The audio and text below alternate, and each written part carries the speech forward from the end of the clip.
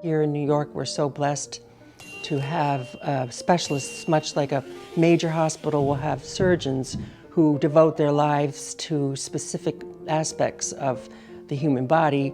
We have that here in New York. So you'll have the person who does soundboards and pin blocks, and that's his specialty. A person who does stringing, a person who does just keyboard work. So all these specialists who really are excellent at what they do, and then everything from there comes together with the best talents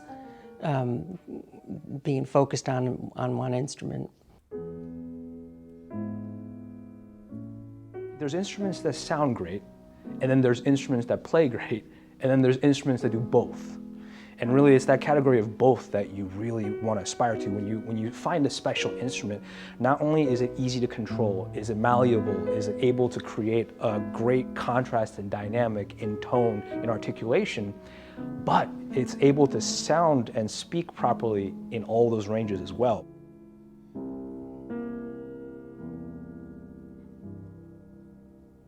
Well, I think the Steinway sound that we know and love really started in 1876 with the Centennial D. And that is when the capo to astro bar and duplex scaling started to come into use and being with that piano. I always say with the Centennial D, that was a red letter day for piano kind. It completely changed the landscape of sound as we knew it, and began a whole new aesthetic of tone. And one that really has remained to now, and one that has been copied by everybody as they attempt to recreate that. The work that we do is special for a couple of reasons.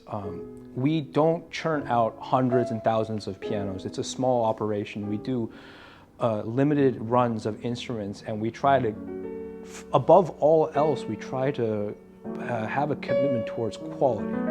We try to make sure that each individual instrument is restored properly.